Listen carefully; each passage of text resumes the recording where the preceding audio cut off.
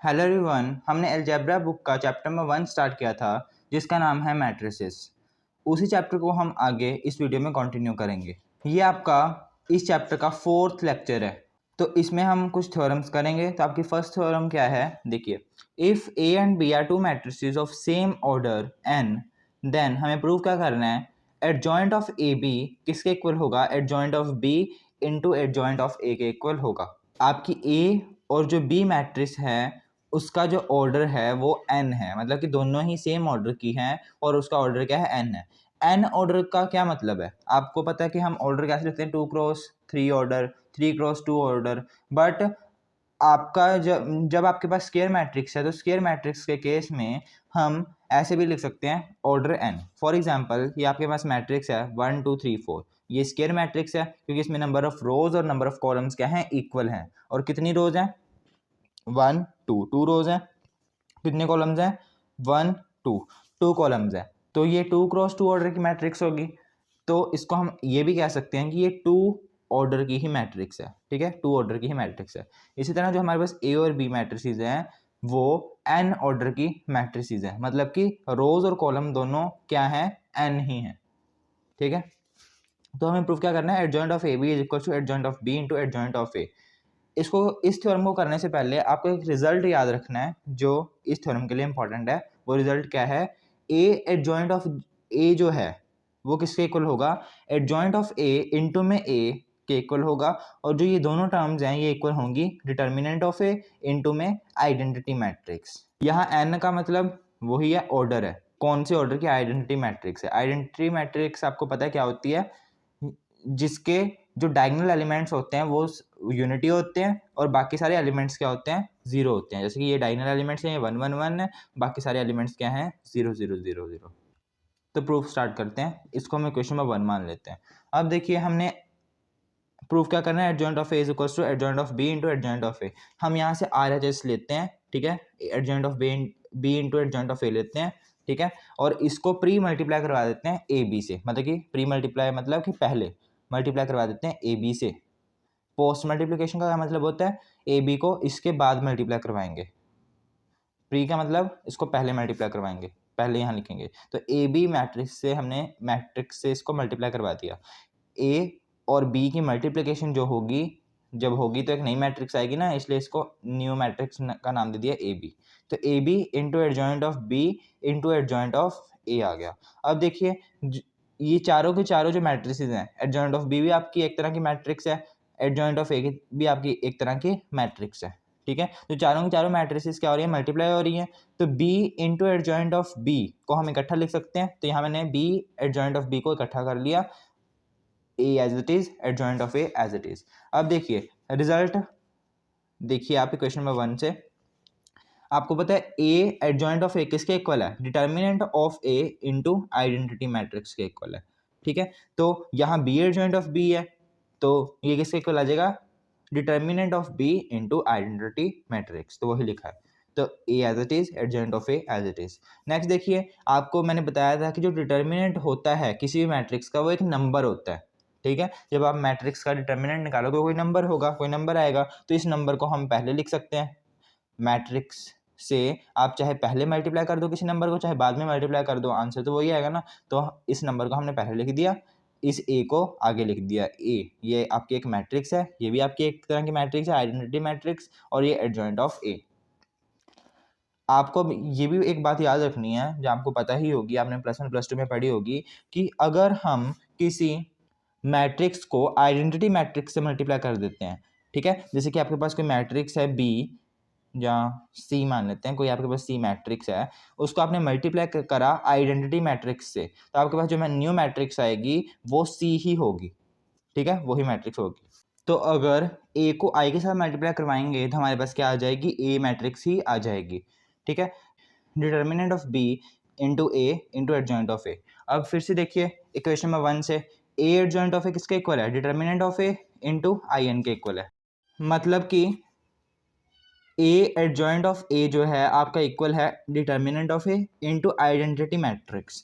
Similarly यहाँ भी ए adjoint A है, तो इसको भी हम लिख सकते हैं determinant of A into identity matrix.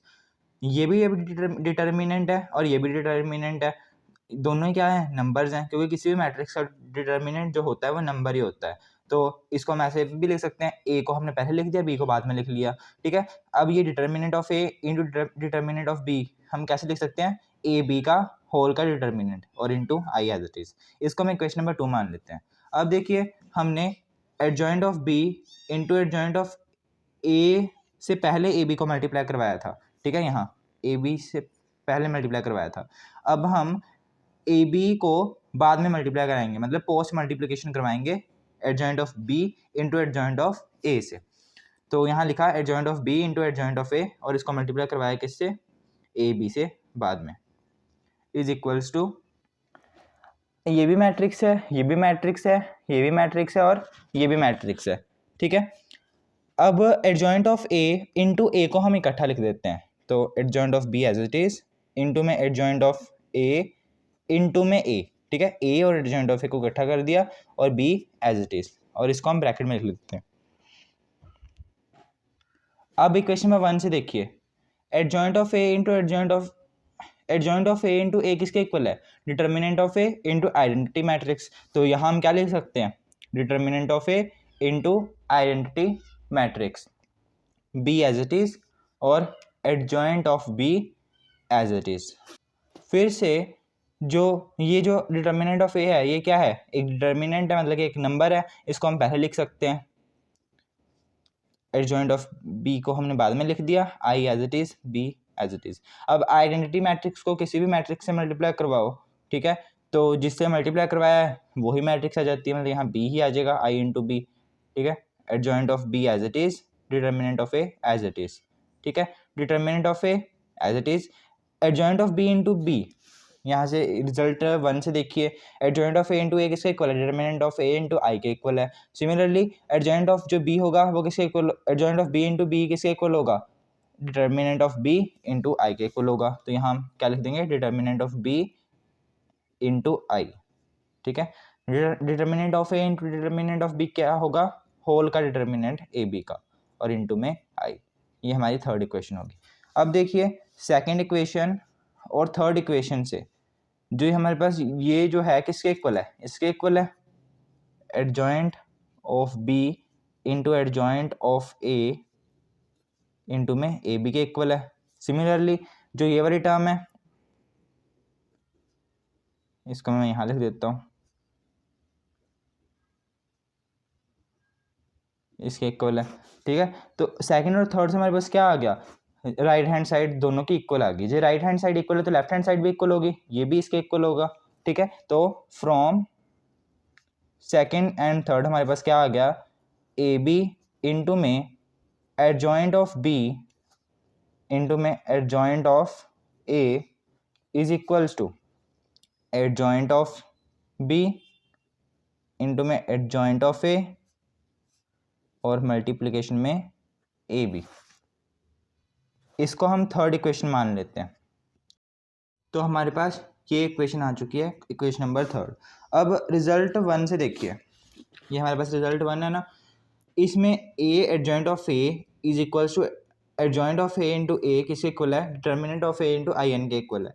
अब ए क्या है, यहाँ मैट्रिक्स है, ठीक है, कोई भी मैट्रिक्स यहाँ हो सकती है, क्योंकि ये हमारे पास एक रिजल्ट है, तो यहाँ आप कोई भी मैट्रिक्स रख दो, वो जो मैट्रिक्स है इस रिजल्ट को सेटिस्फाई करेगी, ठीक है। तो हम मान लेते हैं कोई मैट्रिक्स है ए बी, ए और बी को जब हम मल्टीप्लाई कराएंगे दो मैट्रिक्स को, तो हमारे पास एक मैट्रिक्स ही तो आएगी। तो हमने जहाँ जहाँ ए है इस इक्वेशन में 1 में, वहाँ वहाँ हम ए बी रख देते हैं, क्योंकि जो ये मैट्रिक्स होगी वो भी इस रिजल्ट को सेटिस्फाई करेगी।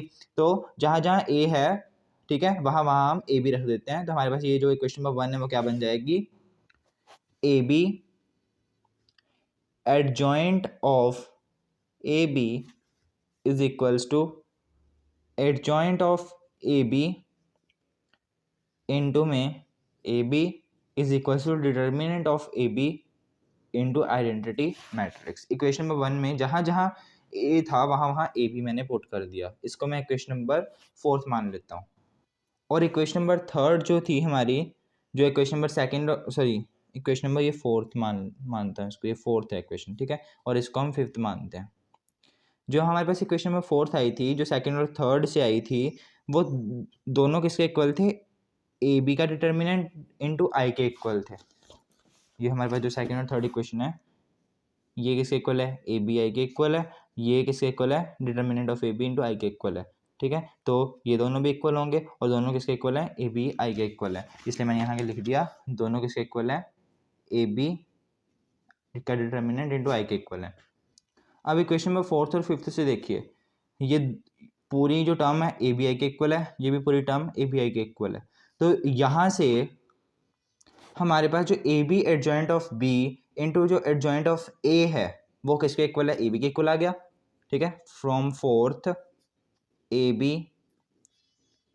Adjoint of B adjoint of A किसके इक्वल आ गया, determinant of A B into I के इक्वल आ गया। इक्वेशन नंबर फिफ्थ से हमारे पास जो A B adjoint of A B है, ठीक है, वो हमारे पास इसके इक्वल ही है। तो इसको मैं अलग से लिख देता हूँ।